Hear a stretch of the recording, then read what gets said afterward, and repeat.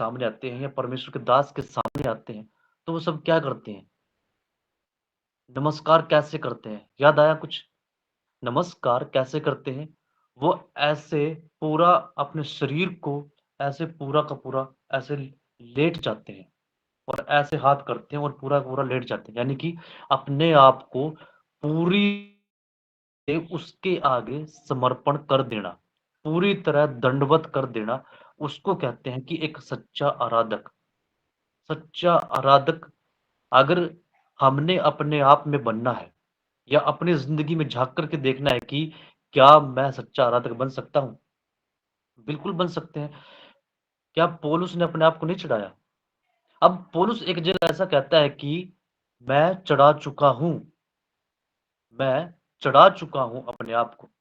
और ये वचन आपको मिलेगा गलातियों की किताब 2 अध्याय 19 और 20 वचन। मैं पढ़ देता हूँ आपके लिए। हाँ, गलातियों की किताब 2 अध्याय 19 से 20 में ऐसा लिखा है कि मैं तो व्यवस्था के द्वारा व्यवस्था के लिए मर गया कि परमेश्वर के लिए जीऊं। मैं मसीह के साथ क्रूस पर चढ़ाया गया हूं। अब मैं जीवित ना रहा, पर मसीह मुझ में जीवित है। और मैं शरीर में अब जो जीवित हूँ तो केवल उस विश्वास से जीवित हूँ जो परमेश्वर के पुत्र पर है, जिसने मुझसे प्रेम किया और मेरे लिए अपने आप को दिया। यहाँ पे एक लाइन बहुत ही जबरदस्त लिखी है पौलुस ने कि मैं मसीह के साथ क्रूस पर चढ़ाया गया हूं, अब मैं जीवित ना रहा। अगर इसको आप आत्मिक रीति से सोचेंगे ना, तो इसका मतलब है कि उसने अपने आप को चढ़ा दिया प्रभु के साथ, उसने अपने आप को चढ़ा दिया। और वो अभी जो जीवित है ना, अभी जो जीवित है, वो ऐसा सोच रहा है कि मैं उस प्रभु की जो देह है, प्रभु की देह करके ऐसे लिए फिर रहा हूं, ताकि मैं भी उसकी तरह शहीद हो जाऊं, ताकि मैं उसको पूरे दिल से, पूरे अपनी जिंदगी से या शरीर के द्वारा या आत्मा के द्वारा उसको सारी चीजों से उसको आराधना दे सकूं। ठीक है। सबसे पहली चीज कि अपने आप को जीवता देखना है कि भाई मैंने अपनी जिंदगी में मैं जीवित हूं। क्या मैं यीशु, मैं ये कह सकता हूं कि मैंने पौलुस की तरह उस पौलुस का स्टेटमेंट मैं इस्तेमाल कर सकता हूं कि मैंने अपने आप को यीशु के पास क्रूस पे चढ़ा दिया। ठीक है। दूसरी चीज, पवित्र करते रहना अपने आप को। जैसा रोमियो 2 का 12 का 1 में लिखा है, दूसरा पॉइंट, पवित्र करते रहना। अब पवित्र करते रहना ये एक कंटिन्यू प्रोसेस है आपका, मतलब लगातार चलते रहना है। क्या आप में से कह सकता है कि मैं पवित्र बन चुका हूं? मैं 100% आपको कहता हूं मैं नहीं बना, मैं नहीं बना और ना ही बन सकता हूं। लेकिन कंटिन्यू प्रोसेस ये चल रहा है। अगर कोई अ, बड़ा प्रॉफिट है, बड़ा पास्टर है, बड़ा पादरी है, अगर वो ये कहता है आज भी या आपको या कहीं भी फेसबुक पे, यूट्यूब पे कि भी मैं पवित्र हूँ, ठीक है, मैं बाइबल को पढ़ के पवित्र बन गया हूँ, तो उसको क्वेश्चन करो कि तेरे से पहले लूसीफर ने, इब्लिस ने बाइबल को पढ़ रखा है, इसको बाइबल को पढ़ रखा है, तो वो कितना पवित्र होगा फिर? और वो कहाँ है? वो भटक रहा है वहां पे, वो पृथ्वी पे भटक रहा है। इसलिए अपने आप को कभी भी पवित्र मत कहना। लेकिन इतना कह सकते हैं कि वचन में लिखा है ना कि जैसे प्रभु पवित्र है वैसे पवित्र बनो।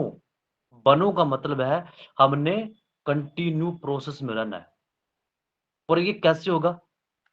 कुछ बातों का ध्यान रखना पड़ेगा।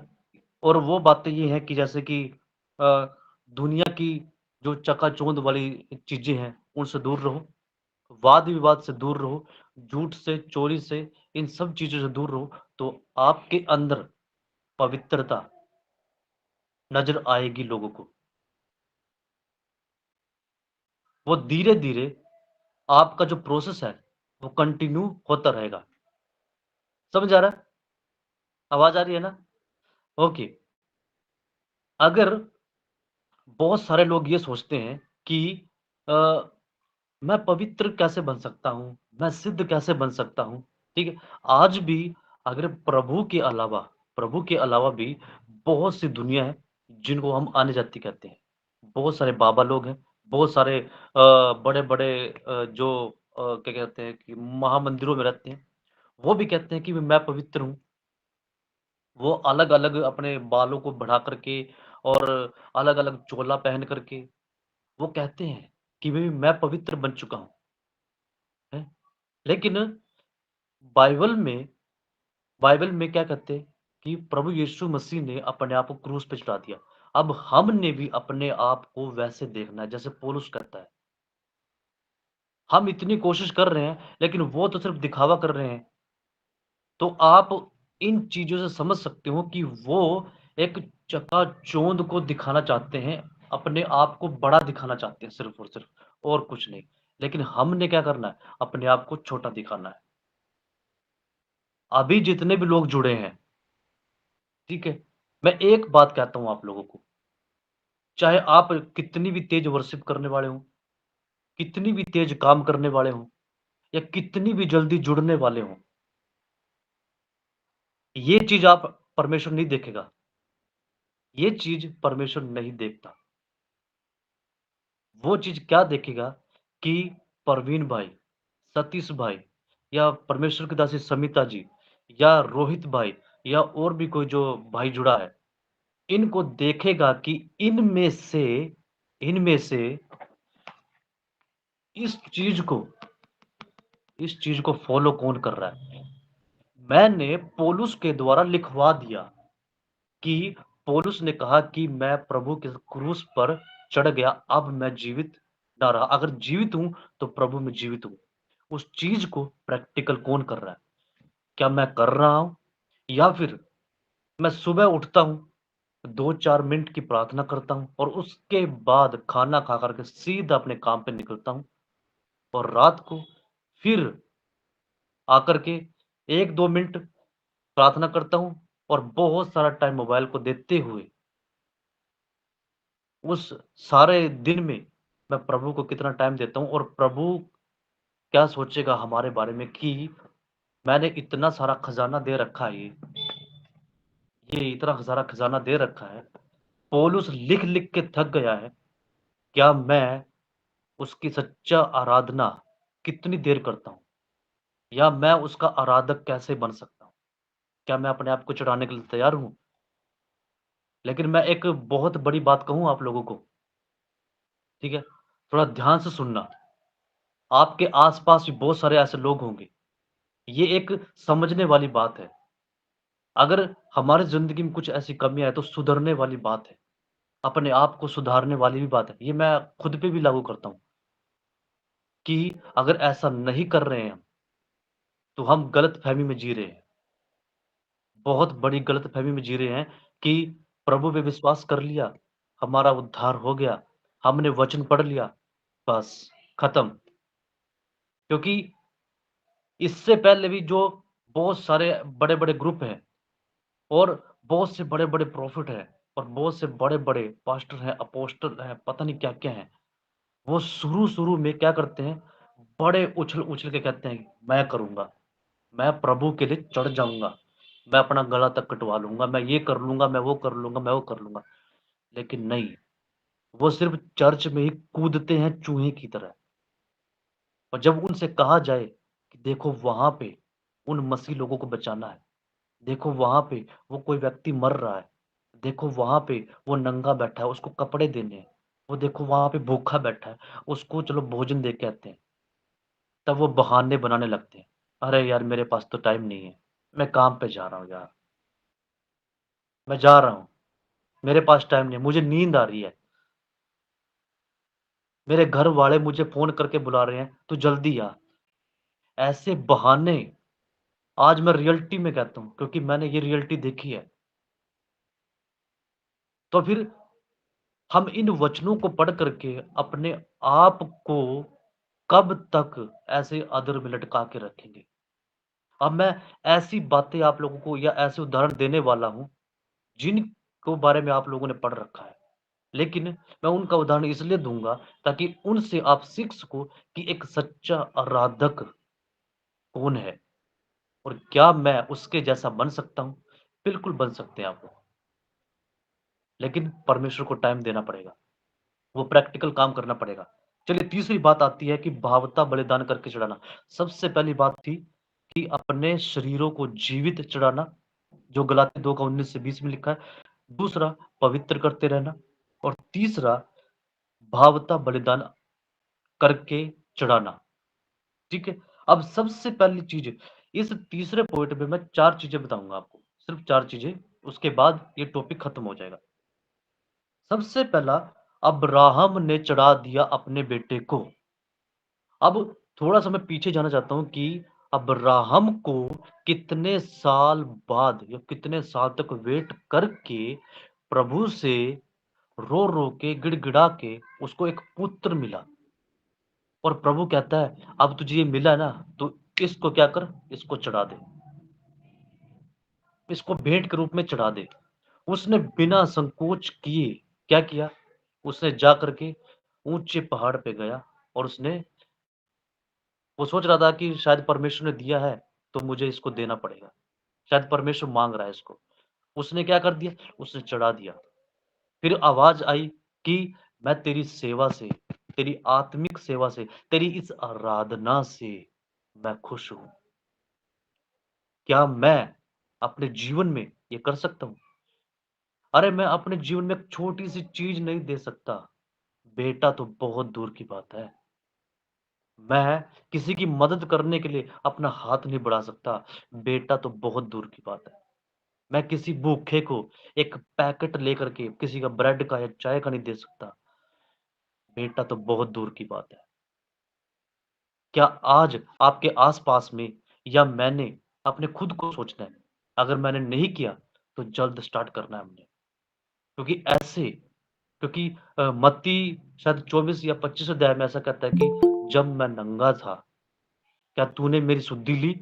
जब मैं भूखा था, क्या तू मेरे पास आया? जब मैं जेल में था, क्या तू मुझसे मिलने आया?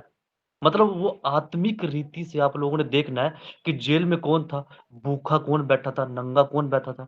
वो अविश्वासी भी हो सकता है, विश्वासी तो होगा ही होगा, अगर होगा भी तो उसको भी देना है, लेकिन अविश्वासी आप लोगों को ज़्यादा मिलेंगे। बहुत सारे जो सड़कों पे ऐसे मिल जाते हैं जिनके बाल बहुत बड़े-बड़े, कपड़े फटे-फटे, और बहुत सारे क्या होते हैं, कम से कम 3-3, 4-4, 5-5, 10-10 कपड़े ऐसे पहन के रखते हैं। मैंने देखा है कई लोग सेवा करते हैं ऐसे। अ शायद दिल्ली की बात है, दिल्ली में 1-2 व्यक्तियों को ऐसा देखा, वो वीडियो भी बनाते हैं उनकी। उन्होंने क्या किया, उनको पकड़ करके, ज़बरदस्ती पकड़ करके उनके कपड़े ऐसे निकाले ये, उनके बाल काटे, उनकी शेविंग की और उनको क्या किया, उनको ऐसे नहलाया, साबुन लगाया, उसकी शेविंग कराई, अच्छे कपड़े पहना के उनको एक हैंडसम आदमी बना दिया। मतलब उस लाचारी से, उस बेबसी से उसको निकाल दिया। अगर हम 10 दिन तक अपने बालों को अगर कंघी ना मारे, तो कैसा हाल हो जाएगा? अगर हम 1 महीना ना नहाएँ या 1 दिन ना नहाएँ, तो हमारा हाल कैसा होता है? लेकिन वो लोग जो इतने लाचार होते हैं, 10-10, 20-20 में 1 महीना हो जाता है, 1-1 साल हो जाता है। उनकी गाँठें बन जाती है बालों में। ऐसे लोग होते हैं कुछ लोग कि उनको सुधारने के लिए या उनकी सहायता करने के लिए वो निकले हैं। उन्होंने एक वो क्या कहते हैं कि अ, जैसे कि एक ग्रुप होता है ना, ग्रुप, वो ग्रुप बनाया हुआ है उन्होंने कि ये हमारा ग्रुप है और अगर आप लोगों को भी कहीं ऐसा व्यक्ति मिलता है तो हमको कॉल करो। तो इसलिए मैंने उनका फ़ेसबुक पे नंबर रखा था, तो मैंने नंबर उसको ऐड कर रखा है कि अगर कोई ऐसा व्यक्ति मिलता है तो उनको कॉल करने का। अगर उनको रखा हुआ है ना, तो किसी मकसद से रखा हुआ है। अब आप सोचो, अन्य जाति के पास इतना बड़ा मकसद है, तो आप तो चुने हुए लोग हो। सोचना पड़ेगा, अब सोचना पड़ेगा। आप उनसे ज़्यादा अहमियत रखते हो। आपको इसलिए चुना है ताकि उनसे भी आप बड़े-बड़े काम करो। समझ आ रही है बात? सुन रहा है? उनसे भी बड़े-बड़े काम करना है। ठीक है? पहला कि अब्राहम ने अपने बेटे को दे दिया। एक उसने सच्ची आराधना की परमेश्वर की। दूसरे नंबर पे आता है हन्ना ने अपने बेटे को दे दिया। ये फर्स्ट सैमुअल 1 अध्याय उसका 27 से 28 तक ऐसा लिखा हुआ है, मैं पढ़ देता हूँ। फर्स्ट सैमुअल 1 अध्याय 27 से 28 तक ऐसा लिखा है, यह वही बालक है जिसके लिए मैंने प्रार्थना की थी और यहोवा ने मुझे मुंह मांगा वर दिया है, इसलिए मैं भी उसे यहोवा को अर्पण अर्पण कर देती हूँ कि यह अपने जीवन भर यहोवा ही का बना रहे। अब यहाँ पे एक सोचने वाली बात है कि एक ऐसी लेडीज या एक ऐसी स्त्री जिसको काफी सालों से उसको कोई भी संतान नहीं है, अगर बाय चांस उसकी जो आराधना है या उसकी प्रार्थना है वो सुन ली गई और परमेश्वर उसको बातचीत करके बोला कि तुझे एक बेटा होगा और वो जिंदगी में भी आ गया, तो उसने पहले ही क्या कर रखा है, उसने वादा कर दिया परमेश्वर से कि मैं ये सब कुछ तुझे सौंप दूंगी। ठीक है, अभी उसकी लाइफ है, उस बच्चे पर सबसे पहले उसकी माँ का अधिकार है। तो वो क्या कर सकती थी, उसको कह सकती थी कि तू बड़ा हो, मौज मस्ती कर, अपनी जवानी में आनंद कर, शादी कर और हमारे लिए एक पीढ़ी बना, एक वंश को आगे बढ़ा। ऐसा कह सकती थी वो और ऐसा शायद माइंड में सोचती भी होगी, लेकिन उसने आत्मिक दृष्टि से देखा, ना कि शारीरिक दृष्टि से। अगर शारीरिक दृष्टि से अगर वो देखेगी तो यही कहेगी कि वो मेरा बेटा है, मैंने उसे बड़ी मुश्किल से पाया और उसको मेरा वंश बढ़ाना है। ये ही थी शारीरिक रीति।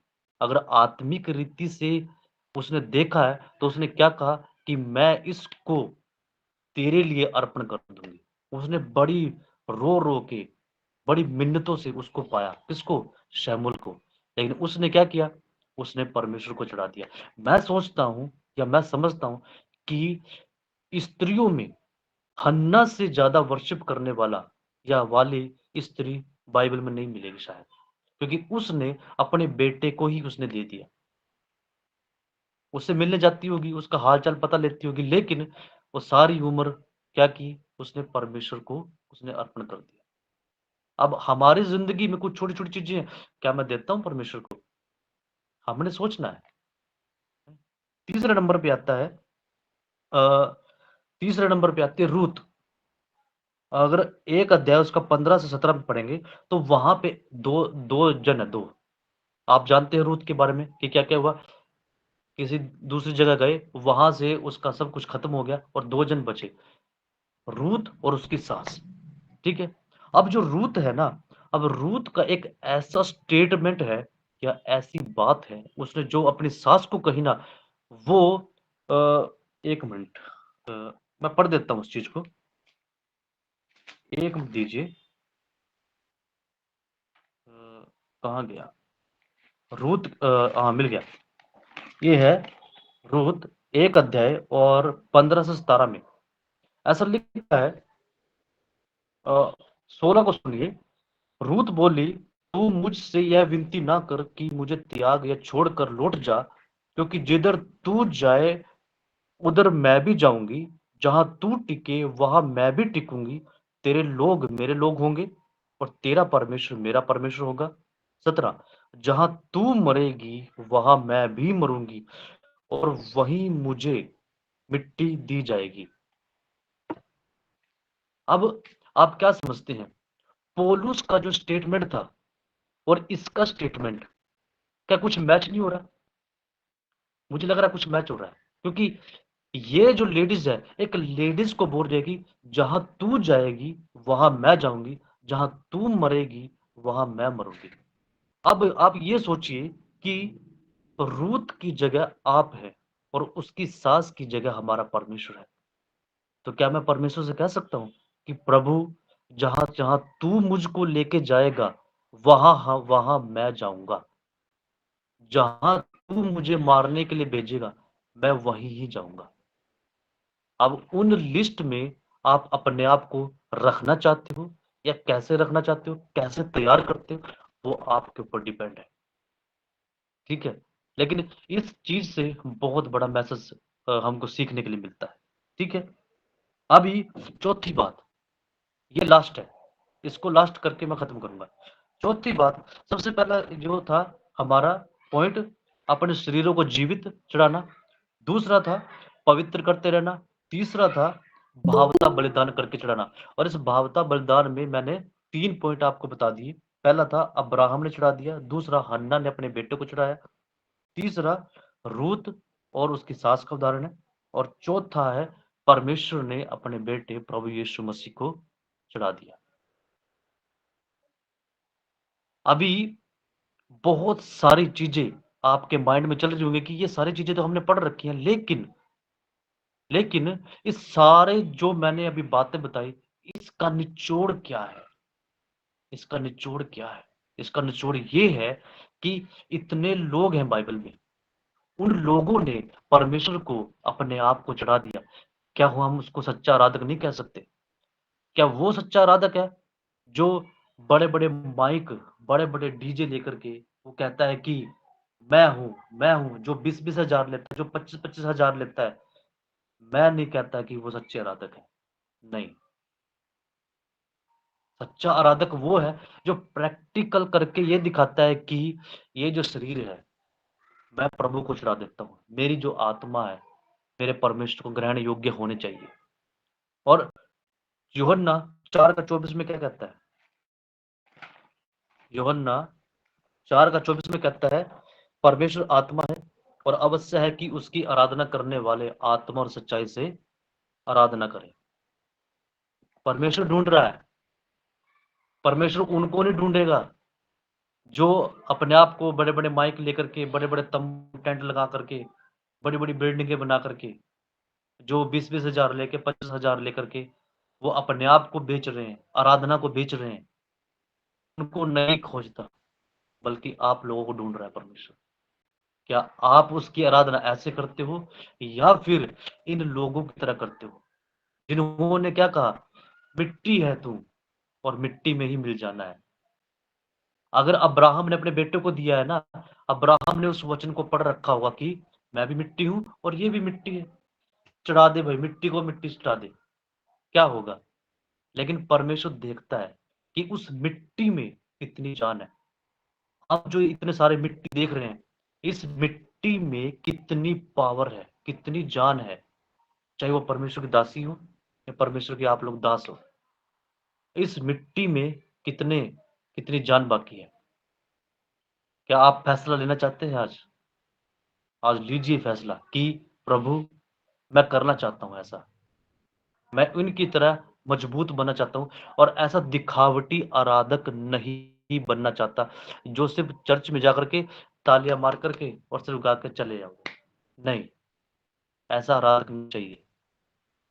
आराधना वो है अपने आप को चढ़ा देना, पूर्णतः पूर्णतः अपने आप को चढ़ा देना, वो है आराधना। अभी बहुत सारे लोग हैं जो शुरू शुरू में तो आते हैं कि मैं कर दूंगा, मैं कर दूंगा, लेकिन बीच में वो लटक जाते हैं और एंडिंग तो पूछो ही मत उनका। अगर थोड़ी सी समस्या आ गई तो क्या मैं उसकी सेवा को छोड़ दूं? अगर मेरे घर में गरीबी है, तो मैं आराधना करना छोड़ दूं? मैं मीटिंग अटेंड करना छोड़ दूं? मैं चर्च में जाना छोड़ दूं? मेरे सर पे कर्जा है, मुझे फोड़े हो गए या बीमारी लग गई है, मुझे एड्स हो गया, कैंसर हो गया, तो मैं क्या करूं? मैं छोड़ दूं प्रभु को? मैंने इतने प्रभु ने इतने भारी भरकम वचन दिए हैं, क्या फायदा फिर उनका? उन चीजों का कोई फायदा नहीं है, बड़ी बड़ी हाँकने से कोई फायदा नहीं है कि अरे मैं तो ये कर दूंगा, कोई पास्टर आए मेरे सामने मैं तो वाद विवाद कर दूंगा, मैं उसको ये कर दूंगा, मैं उसको ये कर दूंगा, मैं उसको कर दूंगा। मत करो ऐसा, ऐसा दिखावटापन मत करो। जब इस चीज को इस चीज को फॉलो नहीं कर सकते, तो आप संसारिक चीजों को फॉलो कैसे करोगे? नहीं कर सकते। अब बहुत से लोग हैं ऐसे, मैं नाम नहीं लेना चाहता, लेकिन मैं सोचता हूं, मैं चाहता हूं कि हम सभी एकता में रहें। अगर एकता में रहेंगे तो मजबूती आएगी, मजबूती बनी रहेगी हमारे अंदर। अगर ऐसे अकेले पड़े रहोगे कि ओ हो, मुझे तो बीमारी आ गई, मेरे सर पे तो कर्जा आ गया, मैं तो चुप के बैठा हूं, भाई मेरे से नहीं होती, मेरे पास टाइम नहीं है, मुझसे आराधना करने का मन नहीं है, मेरे घर में बीमार हो गया कोई, मेरा तो प्रार्थना करने का भी मन नहीं कर रहा। क्या ऐसे अपने आप को सच्चे आराधक बना पाओगे? कभी नहीं।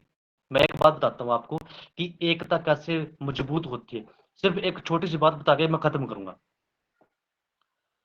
कहीं क्लास चल रही थी, ध्यान से सुनना। सुन रहे हैं प्रवीण भाई?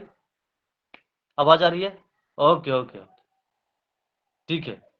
एक छोटी सी बात बता के मैं खत्म करना चाहता हूँ। क्लास चल रही थी और उस क्लास में बच्चे नहीं बैठे हुए थे, उस क्लास में गिनती बैठी हुई थी। गिनती मतलब 10 9 ये एक लेकर के 10 तक गिनती बैठी हुई थी। ठीक है, तो 9 नंबर जो है, 9 नंबर ने 8 नंबर को पूरे खींच के थप्पड़ मारा। ठीक है, और 8 ने पूछा 9 को, भैया तूने मुझे थप्पड़ क्यों मारा? तो 9 बोला, भाई मैं तुझसे बड़ा हूं इसलिए मारता हूं।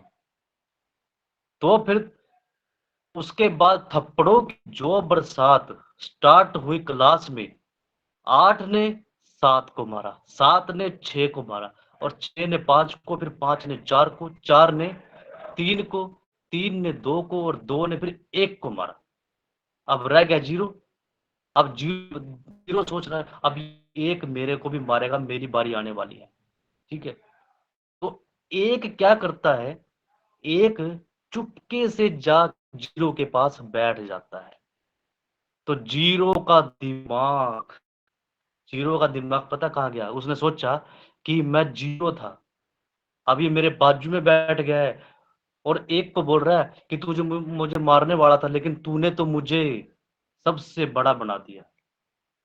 अब एक जुड़ गया और वो जीरो जुड़ गई, हो गई ना एकता।